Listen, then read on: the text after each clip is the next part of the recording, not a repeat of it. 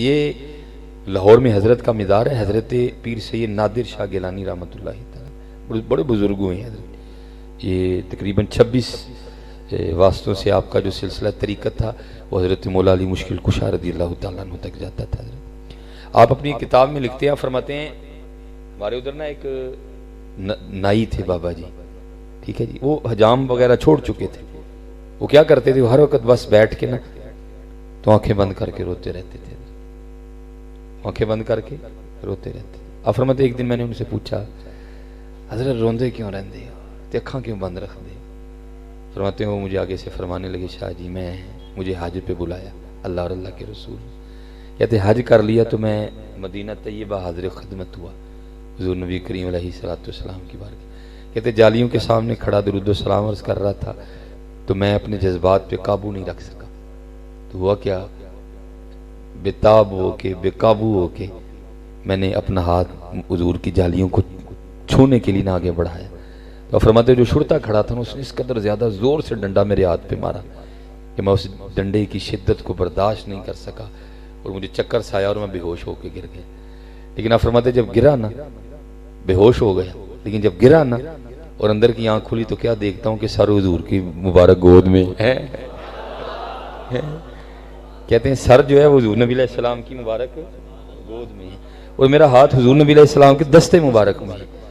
اور آپ آگے سے فرماتے ہیں بابا محبوب تک آن لی پھر سوٹیاں تے کھانیاں ہی پیندیاں نے،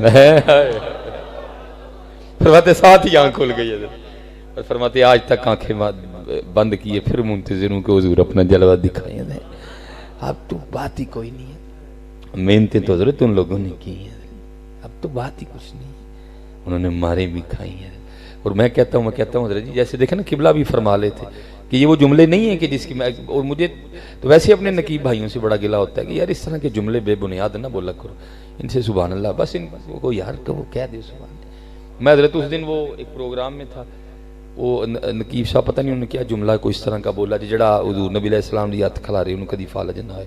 میں نے بعد میں ان کو کہا میں حضرت ایسے بے بنیاد جملے نہ بولا کریں، میں بڑے ایسے پیران نظام کو جانتا ہوں، مفتیان کرام کو جانتا ہوں جن کو فالج ہوا ہے، تو اس کا مطلب انہوں نے حضور کے لیے کبھی ہاتھ نہیں کھڑے کیے تھے، اس لیے ہو گئے حضرت۔ اس طرح کی بے بنیاد باتیں نہ کریں، کوئی یہ باتیں نکال نہیں ہیں حضرت جی۔ کل کو کسی بچے کو ہو گیا اس کا تو یقین گیا نا کپے میں، اس کا تو ایمان ختم ہو گیا حضرت کہ بھائی میں تو حضور لی ہاتھ کھلا رہے سن مینوں پھر کیوں ہو، بھائی ایسی بات ہی نہیں۔ بلکہ علماء بیٹھے ہیں، حضرت سیدنا ابان رضی اللہ تعالیٰ عنہ جو راوی ہیں اس حدیث کے، بسم اللہ الذی لا یضر مع اسمہ شیء فی الارض ولا فی السماء، اب راوی ہیں اس حدیث کے۔ آپ ایک مجمع میں بیٹھے نا لوگوں کو درس حدیث دے رہے تھے، آپ نے یہ حدیث بیان فرمائی کہ جو 3 بار صبح اور 3 بار مغرب کے بعد یہ حدیث پاک پڑھے گا، یہ جو دعا پڑھے گا اس کی برکت سے اس کو کوئی بیماری نہیں ہوگی، اور اگر جو دعا کا دورانی ہے اس دورانی میں اگر اس کا انتقال ہو گیا تو بروز قیامت شہداء میں اٹھایا جائے۔ جب وہ محفل برخاست ہوئی نا تو آپ کو خود فالج تھا دائیں سائڈ، شاگرد آپ سے پوچھتے ہیں حضرت آپ ہی نہیں دعا پڑھ دے رہے؟ آپ نے فرمایا کیوں؟ حضور نبی علیہ السلام کی حدیث ہمیں سنا رہے ہیں کہ جی جو 3 بار یہ دعا پڑھ لے گا مغرب تک اللہ کی حفاظت میں رہے گا، اور اگر مغرب کے وقت پڑھ لے گا تو فجر تک اللہ کی حفاظت میں رہے گا۔ تو آپ کو تو خود فالج ہے تو دعا نہیں پڑھی؟ آپ نے فرمایا روز ہی پڑھنا ہے، جدن فالج آنا ہی ادن اللہ بھول گیا ہے۔ یہ جی بے بنیاد بات ہے، یہ ہے ہی نہیں اس طرح کی، صاف کو بھائی سبحان اللہ کو ہے اس طرح کی۔ اور جڑا سبحان اللہ کے راتی حضور نبی علیہ السلام کی زیارت ہوگی، بھائی خدا کا خوف کھاؤ یار، بھائی حضور نبی علیہ السلام کسی کی سبحان اللہ کے پابند تو نہیں ہے نا بھائی۔ اور میں کہتا ہوں پتہ نہیں یہ نسخہ اکابرین کو نہیں ملا تھا، یہ اب بھی ایجاد ہوا ہے حضرت، وہ ایویں اتنے سال روتے رہے حضرت۔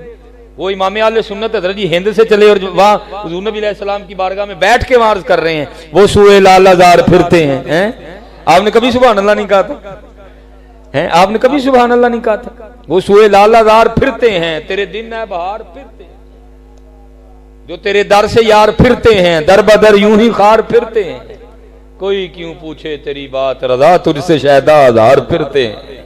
اس لیے یہ نہیں ہے، میں دکھ سے کہتا ہوں یار آج کیوں اتنی سستی اور ضعف آتا جا رہا ہے کہ آج ہم حضرت جی ہم قالینوں پہ بیٹھ کے بھی نہیں پڑھ سکتے حضرت جی۔ قربان جائے حضرت بلال حبشی رضی اللہ تعالیٰ عنہ پہ جنہوں نے کوئلوں پہ لیٹ کے بھی پڑھا ہے حضرت۔ اصل میں حضرت جی بیڑا گرک خوش آمدوں نے بھی کر دیا، لیکن اقبال کہتا ہے میں اس کولو کا بیل نہیں بن سکا کوئی، اور اقبال نے سچ کہہ دیا۔ فرماتے ہیں نہ وہ عشق میں رہیں گرمیاں، نہ وہ حسن میں رہیں شوخیاں، نہ وہ عشق میں رہیں گرمیاں. ہاں جی حضرت جی، جس کا نام آپ نے اور میں نے عشق رکھ دیا، کیا اس کو عشق کہتے ہیں؟ وہ ہماری جانے والا حضرت عشق ہے. میں نوید بھائی، پتہ ہے ان کو، میں نے ایک دن قبلہ اپنے پیر و مرشد کی بارگاہ میں عرض کی، میں حضور کوئی عشق دے والے میں ارشاد فرما، تو ہم لوگوں فرمان لگے مولوی جی روٹی شوٹی کھایا کرو، ایدا نام نہ لئیو ہے حضرت، روٹی شوٹی کھایا کرو، ایدا نام نہ لئیو ہے، کیونکہ عشق تے آتش دوہیں برابر، عشق تے آتش دوہیں برابر.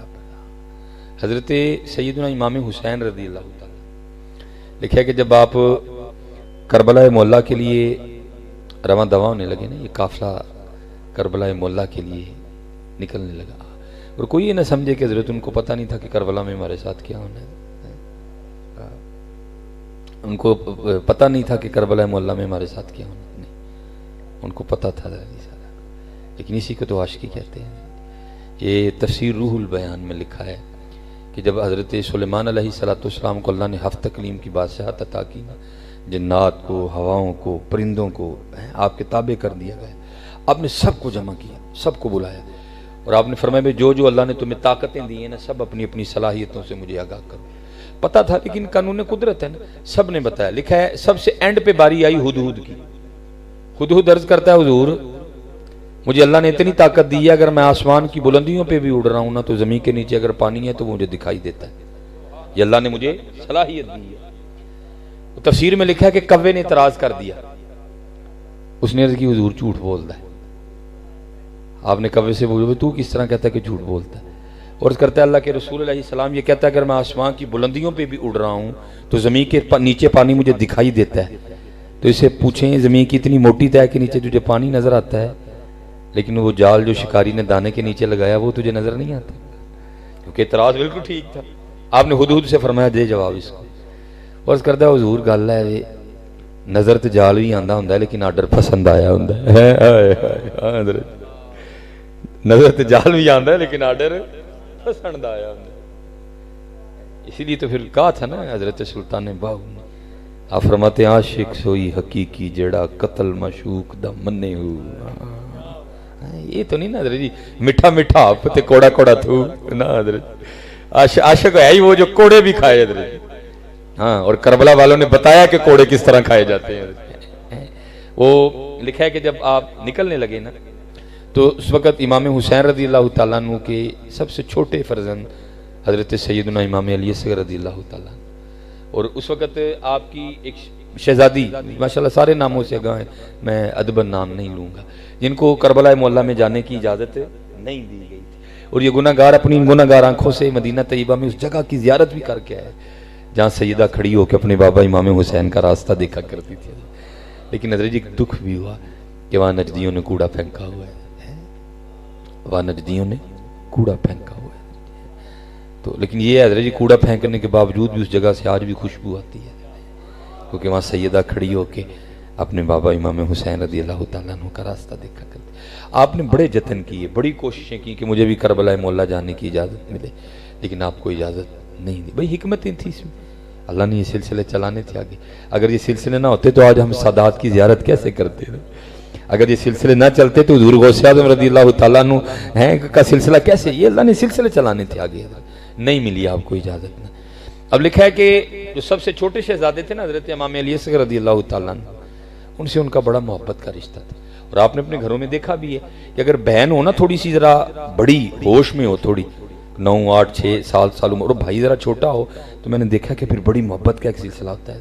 میرے اپنے گھر میں آج کل اسی طرح میری بڑی بیٹی ہے 8 9 سال کی اسما، میرا سب سے چھوٹا بیٹا ابراہیم 2 سال کا، بڑا پیار ہے دونوں میں، اور ایسا پیار ہے بہن اور بھائی کا کہ بڑی باتیں ایسی ہیں مجھے تو ویسے سمجھ نہیں آتی، جو ماں کو بھی سمجھ نہیں آتی لیکن اس کو آ جاتی ہیں، کیونکہ محبت کی ایک اپنی زبان ہوتی ہے نا، وہ جناب اس کے کپڑے بدل دیتی ہے، سارا کچھ کرتی ہے. خوشی ہوتی ہے ایک بہن اور بھائی کی محبت دیکھ کے، لیکن ایک دکھ بھی ہوتا ہے حضرت. یا اللہ اج بہن تے حق ادا کرن نہیں، کل جو بھرا دی واری آئے تینوں بھی توفیق عطا فرمائیے. کیونکہ میں نے دیکھا ہے حضرت جب بھائیوں کی باری آتی ہے یہ بڑے سخت ہو جاتے ہیں.